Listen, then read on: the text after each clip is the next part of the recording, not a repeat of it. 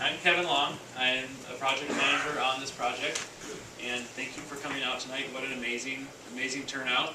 I didn't really expect standing room only, so this is really great. There's been a lot of excitement around this project for a lot of years, and we're excited to be a project sponsor kicking it off. I've been working at the Salmon Coalition for going on 10 years, and been managing projects the whole way along. My role on this project will be to manage the engineers, manage the biologists, collect community comments, kind of all of it. And I have a whole team around me who I'll introduce here in a little while. So the goal of tonight is really just to let you folks know where we're at now, where we plan on going, how we plan on getting there, where we'll be looking for some input from you folks, and just generally how the process is going to work. Because it's maybe not something you've experienced before. Obviously there's a lot of interest because this is your conduit off the island, if you leave the island. I don't know if I would leave the island. And this is really, the point of the meeting is just to engage with the local residents here. I imagine there's some visitors from outside, and that's great, but we really just want to collect community input and introduce you to this big project, this really big, important ecosystem restoration project that's happening on your front door. So, plan for the evening. Sarah, will you turn on the agenda? So we'll do just introduce our staff here in a minute, and then we're going to do a presentation. Jamie Michelle is going to give a presentation on the project. That'll be about 20 minutes. And after that, Rebecca Benjamin will step up, as our executive director here, will step up and kind of manage a Q&A session with you folks. And we'll try to state we're already ahead, which is great. Because I'm anticipating with this many people, the Q&A could go for a while. So, but we would like to not have people falling asleep or staying here too late. So try to manage that with this many people. I've heard a lot of support for the project, and that's really appreciated. So just a couple things. If your cell phones are on, turn them off. And during the presentation, let Jamie just give his spiel. Don't raise your hand or ask questions during the presentation. There's just too many of us, and it can be pretty disruptive. So hold your questions to the end. We'll definitely have a chance to get to them all. So there's 4 of us here tonight from the North Olympic Salmon Coalition, and that represents about 2/3 of our staff. We actually have another 3 folks not involved here tonight. But we rely on everybody in our office for a project of this scale. It takes a team to manage a project of this size. So with that, I've introduced myself. I'll pass it over to Rebecca. She can introduce herself, and then we'll just popcorn around. Hello, and thank you for your interest and in coming tonight. My name is Rebecca Benjamin. I'm the Executive Director for the North Olympic Salmon Coalition. And though I will interface with all of you, I tend to work more in the background, working on contracting and strategy and timelines and supporting the great team that we have working on this project. I'm Sarah. I'm Stewardship Coordinator with the North Olympic Salmon Coalition, and I'm usually doing the graphics work. I worked on this presentation, and also I'll be doing a lot of the biological monitoring, and oftentimes we incorporate volunteers, so we'd love to have you guys out there. Also, I was the one who did the postcard mailing, and so I'd love to, if I had the wrong address or if anything was wrong with that mailing, just come to me afterwards and I can fix that. Thank you. And I'm Jamie Michelle. I work out of the Port Angeles office, so the rest of these guys live in Port Hadlock at the office, and I'll be working from over there mostly, but on site and out and about periodically, and I'll be giving a rundown of the project itself and what we anticipate will be moving forward. So thanks for your turnout, and with that, any other remarks? Oh, let it go. Okay. I'll just say one thing. So Kevin asked you to hold your questions and comments and let Jamie just get through his 20-minute presentation, and I'm the bad cop. If you start interrupting him, I'm going to be the one to ask you to just hold your questions and wait. So that he can go smoothly through the presentation, and often we find that your questions will be answered as he goes along. Thank you. Okay, so as most of you know, this is the State Route 116 causeway, and the project that we are proposing is to replace this causeway with a tidal channel spanning bridge. And so I'll work through some of the details of how we got to where we are today and where we see this project moving forward and the timeline at which we think that that will happen. So starting from there, I guess I always like to introduce myself and our organization to you, just in the chance that you don't know who we are or what we do. So you can sort of read up there. Who is the North Olympic Salmon Coalition? And yeah, typically I don't like to read slides off the screen. I think this is fairly important. Our mission is to restore, enhance, and protect habitat of the North Olympic Peninsula, specific to wild salmon stocks, to promote community volunteerism, understanding, cooperation, and stewardship of these resources. And really, we live in an absolutely fantastic part of the world. Marrowstone Island is a beautiful and amazing place, and we're really excited to have the opportunity to work with you guys and help to improve the ecosystem function and overall quality of life in this area. So hopefully you see it that way too. Specifically, North Olympic Salmon Coalition is one of 14 regional fishery enhancement groups. We've existed for just about 22 years, and our area of responsibility is from Cape Flattery to Hood Canal, just north of the Hood Canal Bridge. And so there's 14 other groups throughout the state, all focused on specific watersheds and engaging in restoration projects, community, volunteer, and education projects, all targeted toward endangered species recovery of salmon. We have 8 staff and 1 intern. We also employ a WCC crew. We have a board, and we work with all sorts of great volunteers, and we look forward to opportunities to engage you guys as volunteers in monitoring or other components of this project as we move forward. So there's a lot of great opportunities to get out, interact, and learn more about the ecosystems around you. With that, where do we get our money, or what allows us to do what we do? And by and large, we write an awful lot of grants. That's the majority of our budget. This project was a grant that we wrote, and we're successful in getting the funding for, and that's what allowed us to come and speak to you tonight and tell you about this project and share the excitement. We also have a small portion which is regional fishery enhancement group funds. So those are funds distributed to those 14 groups like ourselves throughout the state, and it's a mixture of state and federal funds, and that allows us to turn the lights on, write the grants, and create opportunities to do habitat restoration work on the Northern Peninsula.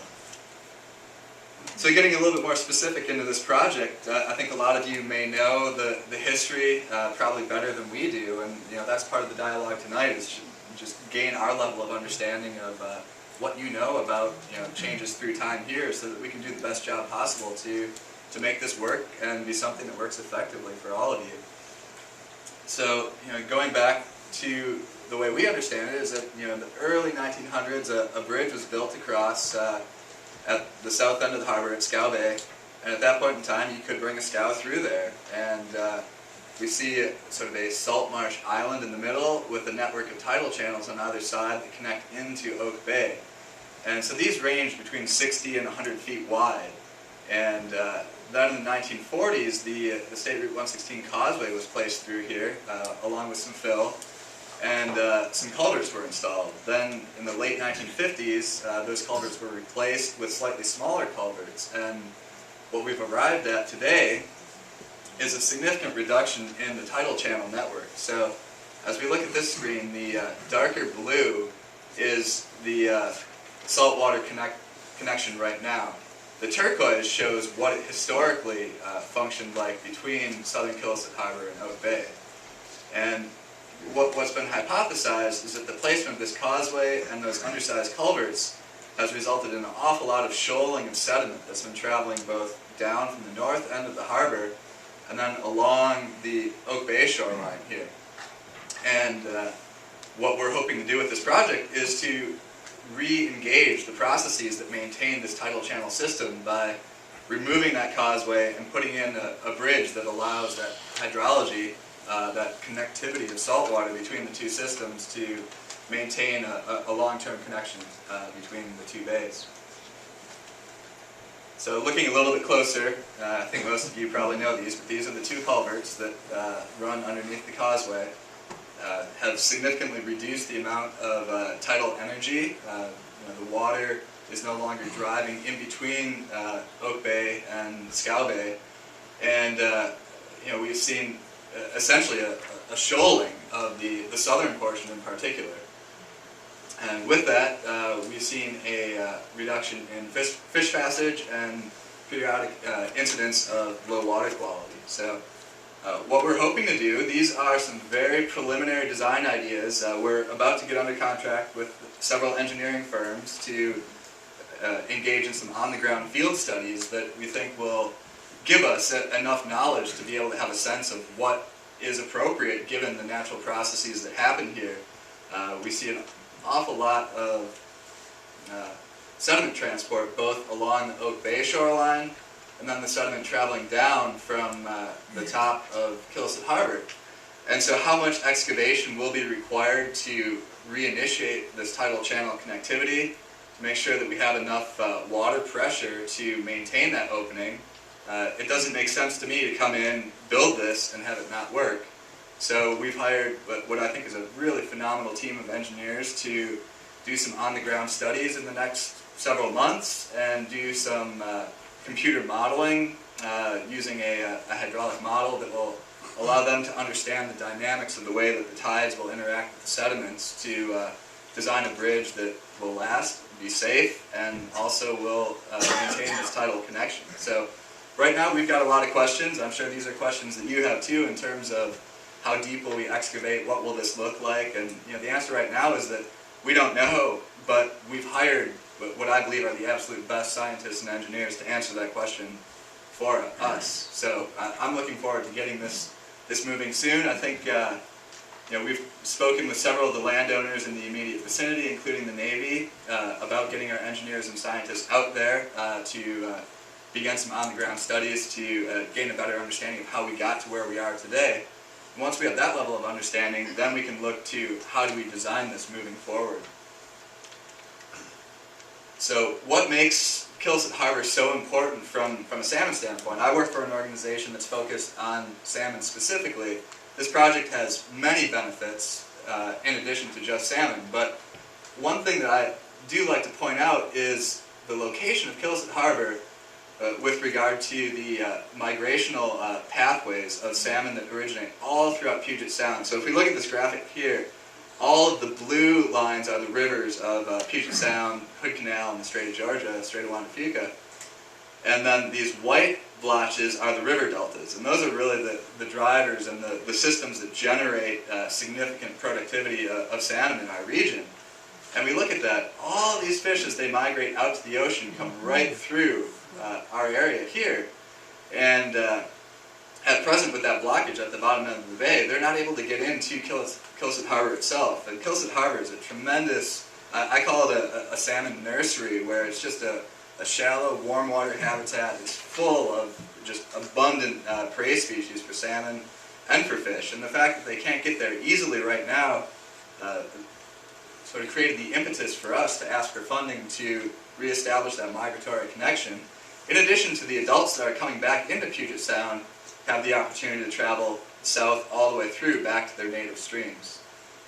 In addition to that, tremendous shellfish resources within the bay and waterfowl as well. So looking a little bit more closely at the quality of habitat within Kilisut Harbor, we see an awful lot of eelgrass flanking the shoreline. As most of you know, the western shore, or the east side of Indian Island, is relatively undisturbed from a shoreline standpoint, and that really is exceptional habitat for fish migrating through. There's an awful lot of insects, forage fish they're able to eat as they move through. This is a map of the forage fish abundance along the shoreline. So it's a really fantastic spot that if we can make it more accessible to migrating fish from all throughout Puget Sound and Hood Canal, we expect to see far-reaching benefits at a scale that's not just local. And as I mentioned, we've had some water quality issues through time. My understanding is that the past several years it hasn't been too bad, but there certainly remains the potential with the water stagnation without twice daily flushing. In the summertime, we do get these algal blooms periodically. When those happen, the algae will then die off. When the algae dies off, it steals a lot of the oxygen from the water, and you create these dead zones that are bad for shellfish and they're bad for fish.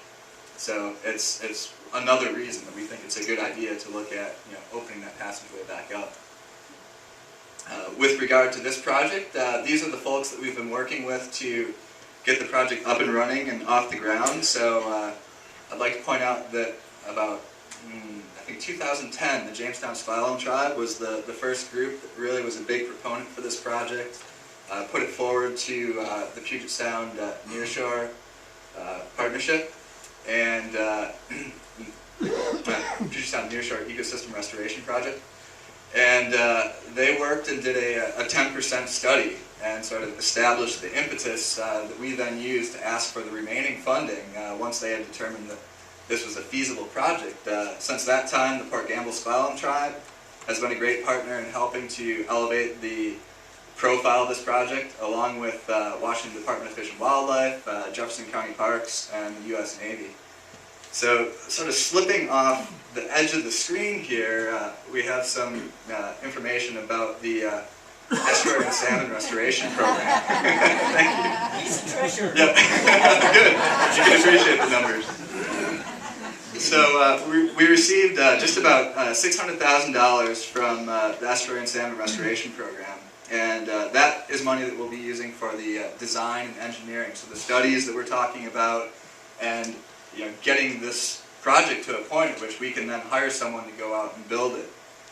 The Puget Sound Partnership has awarded us somewhere in between $7 and $9 million. The contract hasn't come through, but it has been awarded, so we're anticipating soon that we'll get a better sense of what the allotment is to get the work done. But as we stand before you today, we're essentially at a point that we're ready to do the design work and funded to do the construction implementation of this. It's a pretty exciting time for us to be relaying a project to the public and to say we're going to be moving forward on this and we want your input on how to do it. So this is a visual representation of the Puget Sound Partnership and sort of their priorities for Puget Sound. And I'd like to mention that the Puget Sound Partnership identified this as the 10th most important restoration project in the entire Puget Sound. These are all of the factors that they look at when evaluating. So it's not just salmon that our organization is focused on.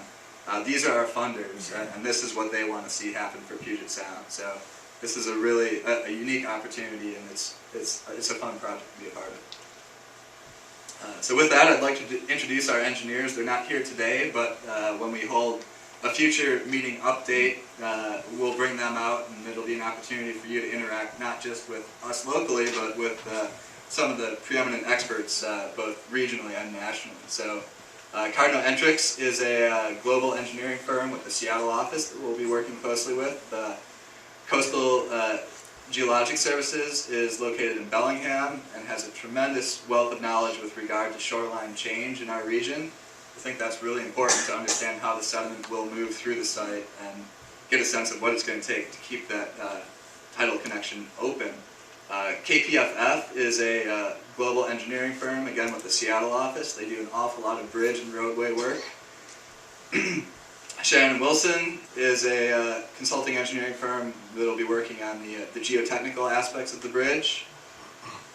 West Consultants is a national environmental consulting modeling firm. They'll be doing the hydraulic tidal modeling of the project site. They'll be using a model that was developed specific to the Strait of Juan de Fuca Puget Sound region. It was developed over at Patel Laboratories in Sequim, so it's very specific to our project area, and I think will be a great tool in helping to understand the processes and the dynamics. And then lastly, we have NTI Surveying out of Port Angeles, who will be doing the project site surveying for the topography that will then inform the hydraulic modeling. But when do we get going? How soon does this get underway? And so right now we're in the project management phase. We're expecting that we'll be working on the design for probably at least a year. So sometime in 2015 we expect the designs to be complete. We'll then also be working on the permitting concurrently as we get toward the tail end of the design. And we're anticipating that about 2016 is when we'll be able to get out here with the heavy equipment and begin working to change the current causeway into a bridge. And in doing that, of course, we'll maintain access to and from the island during construction, build a new bridge alongside it, and then switch over when it's complete. So these are a few of the questions that we've gotten to date. There's some concerns about a Gary Oak Grove along the southern side of 116 and not impacting or affecting those trees. I think that's a good idea. There's some concern about seals coming into the head of the bay and potentially feeding on salmon or contaminating water quality, and that's something that we're looking at. We've asked our engineers to give us a better understanding of that. In my belief, I think that having more tidal exchange will be a good thing, but we certainly don't want to create new problems at the same time. So it's something we're thinking about on the front end. Then potential for will this be a noisy bridge? And what we've told our engineers is that anything that's installed must be at least as quiet as what's there, and hopefully more quiet if possible. We've got a great county park, a really beautiful area, great spot to ride a bike and take a walk, so we'd like to ensure that access is maintained.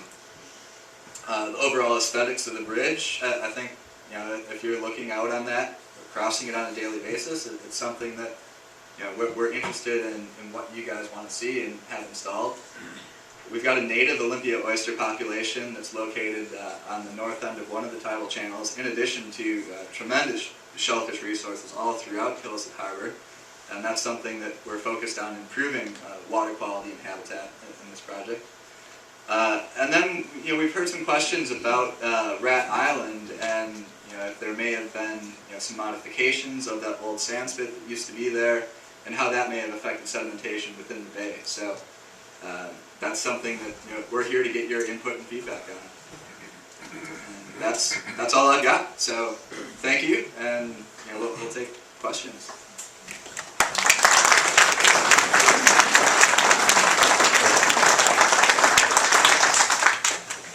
So before we start taking questions, just a couple of ground rules. There's a lot of people here, obviously, and what I would like you to do is, if you have multiple questions, I'd like you to think of your most important question, the thing you really want to ask tonight, and restrain yourself to just asking one question or making one comment this evening. We have opportunity after this to continue receiving your input and your questions, and we will do that a couple different ways, which I'll let you know about before we break here tonight. So my first is just ask your one most pressing question, and be sure to listen to others and make sure that somebody else hasn't already asked it, and if they did, you get to ask your second most important question. Sarah's here. She's going to document the questions and concerns on the flip chart paper. Make sure that we're hearing, especially if you have concerns or things you want us to be thinking about, making sure that we capture those accurately so that we can then convey that to our design team. And I think with that, oh, right, and would love it if you would share your name, state your name and then your question, so that if we need to get back to you, we have your first and last name. So that'll take a little bit of effort, making sure that we get your name properly, but we found it's very useful for following up with you folks.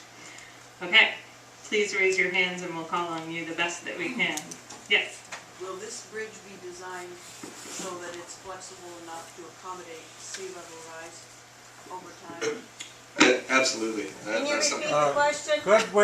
Could we have the person that's asking the question have the mic? We'll just repeat it. Yeah. I'll have him repeat it, because it'll take too long to walk around the room. Okay, so the first question was, will the bridge be designed to plan for sea level rise? And that's something that our funders believe is very important, we believe is very important, and WashDOT, who will ultimately be the owner of this bridge, it's something that they're going to want to see as well. In terms of building new infrastructure, it needs to be something that's functional now and it's built to last for the future. So sea level rise will be a portion of the planning. Yes. Do you have any idea how long the actual construction phase will be? At this point, without any of the studies completed, it's really difficult to make a projection. So I think that once we get some initial engineering work done and our engineers have a sense of what type of bridge will be implemented, they'll then be able to have a projection of the construction sequencing. So that I think at our next meeting, that may be information that we have, or it might be 2 meetings down the line. Now, I couldn't hear that question. Could you repeat the questions before you give sure. the answer? Yeah, so the question was, how long will it take to put the new bridge in? Yes, Hi, Yvonne Oculus. thank you, Yvonne. How tall will the bridge be? Will it be like a kayak or a rowboat could go under? It probably won't be so high.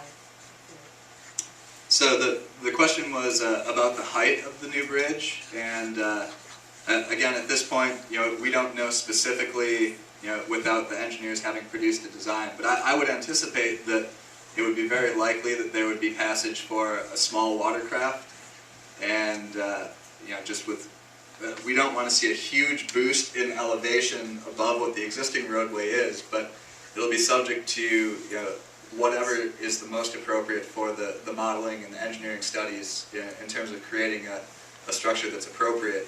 This isn't being built as a boat passage project, but it's an infrastructure project where the main driver is maintaining the tidal channel connection in between the two systems, and whatever is an appropriate height to do that is what it would be built to.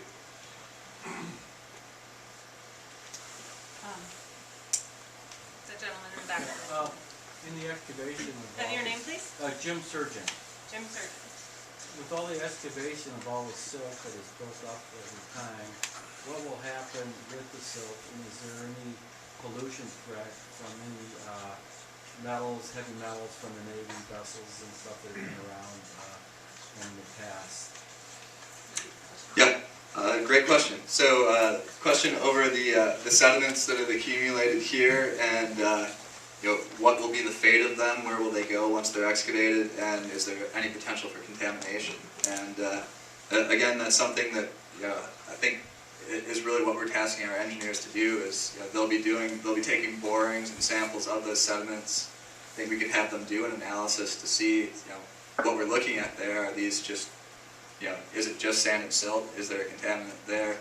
And then we have a coastal geomorphologist who will be looking at the sediment transport dynamics. And ideally, we want to minimize the amount of disturbance that we would have heavy equipment in there doing excavations, and really allow the water to do most of the excavation. So just creating some starter channel points that allow the difference of tidal energy on one side versus the other to do the majority of the excavation work in the natural way.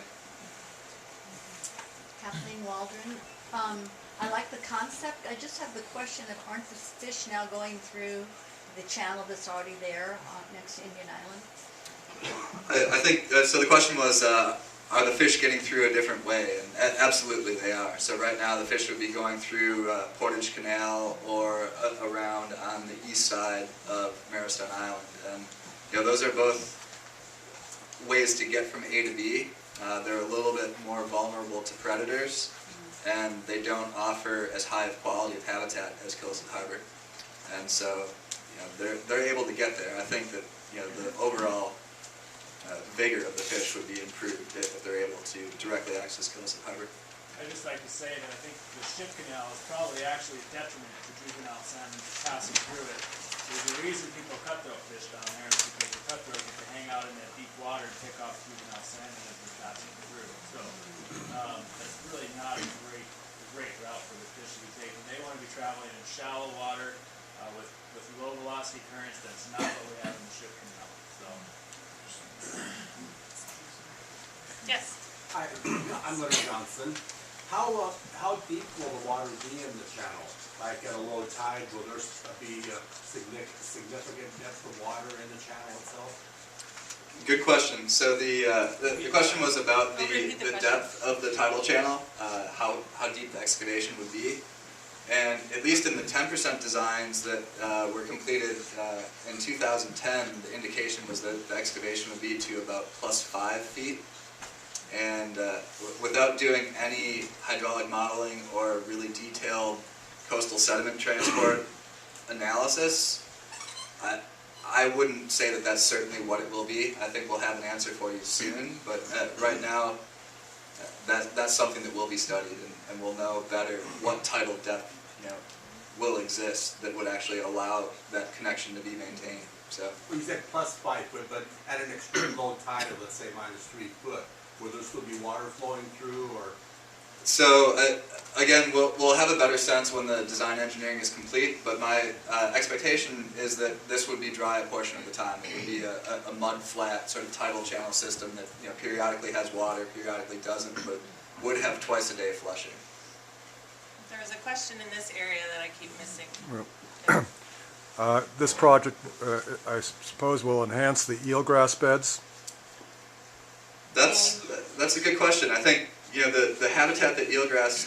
So the question was about if the project would benefit eelgrass beds, and the habitat that eelgrass typically is located in, wouldn't be these tidal channels, but certainly an improvement to water quality should improve eelgrass throughout Kilisut Harbor. In the back corner? Yeah, Peter Deerlofs. For those of us living on Kilisut Harbor on the bay, I guess one of the questions, first of all, it's a very exciting project, I'm very much in favor of it, but we've had sort of a stable, sort of minimal current in terms of affecting and eroding our banks. And so I'm just curious, you may not know now, but I think to be sensitive to the issue of if there is a change in flow, how does that change erosion of the banks and any mitigation or... So, question about the sediment transport and movement and beach erosion throughout the harbor. And yeah, I think that's a great question for our coastal geomorphologist. That's his area of expertise, and I believe that we've hired the person with the greatest set of knowledge to answer those questions and give a very thorough prediction of what will happen moving forward. Yes, in the kitchen. Lee Doze, and I'm definitely in favor of anything that improves the salmon chances around here. What I would also like to encourage is, and I know this is a little bit ahead of schedule, if we could maintain the height and design of the bridge such that someone doesn't come along and insist that it has a lot of heavy light pollution all over it, required lighting, that sort of thing, that's going to spoil that view we have tonight. So no bridge lighting.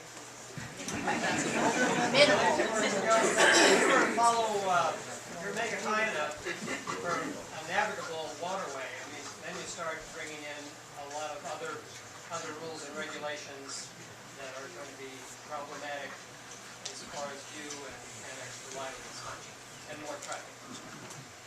Did everyone get that, or would you like me to repeat it? So a concern over the amount of lighting that a new roadway may have associated with it, in particular if it's built at a higher elevation. So that's something that we'll guide our engineers with in terms of expressing that as a concern. Dennis Burke, I had a comment or a concern. Right now, Jefferson County Parks just signed a lease with DNR renewing for 30 years the rights of this thing. It's all the uplands. In fact, the southern boundary is right here. And it's all the lands between the highway and the beach up to the bridge is the park. And this section of beach, which is about half a mile long, is used pretty heavily by people parking in the parking lots of the park and walking down to the beach and up and down. So I would be concerned as to how this outlet would restrict that kind of access. Now, if it's a dry channel in part of the tidal side, you say, well, you can get access at that time and get back off it again. But that is a concern. So a question about access to Jefferson County Parks at Isthmus County Park, and how we may see, if we're having tidal connectivity back through this portion of the beach here, site access out to the remainder of the site. And that's something as we move through the design process, we'll work with our engineers, we'll work with a group of local experts, and we'll work with landowners such as Jefferson County Parks to find out what their specific requirements are. So that's something that I would encourage you also to speak with Jefferson County Parks about. Back corner? I'm Paula Anderson, and the question I have is, has there been consideration or study that on the environmental, on the current fowl and birds that we have that nest there in the habitat for it? So your question is just specific to birds? Just specific to the habitat. I mean, we've been building up over the last 40 years, and when the water starts going again, as long as it's not deep, is that going to affect it at all, or what are they study that? Yeah, so a question about how having more water moving through the site would affect bird populations, and I'm not a bird expert, but it's something that I imagine we'll talk to some folks who are as this project moves forward. But in general, particularly with migratory shorebirds, more wet habitat means better habitat for birds. Yes. Rex Rice. The sediment going out into Oak Bay, how is that going to affect the habitat in Oak Bay? You're going to be pushing a lot of sediment out. So a question about the sediment movement and its impacts on habitat within Oak Bay. And that's a great question for the coastal geomorphologists that we've brought on board. I think to a certain degree, the accumulation of sediment within both north and south of the causeway is holding back material that should have been nourishing and supplying some of the beaches along Oak Bay. But sort of similar to the Elwha Dam removal project right now, there's a potential for a much, a significant elevation in the amount of material that suddenly is available for delivery. So that's something we'll be looking at and finding the appropriate balance between how much should be flushed out and how much maybe shouldn't be and should be removed. And so that's a question that we'll gain greater understanding as we move through the engineering process. I'd just like to say one thing we'd expect to see once this is opened up is that you'll get a little offshore bar out in Oak Bay with the sediment that spills out there and kind of deposits, and that just adds habitat diversity.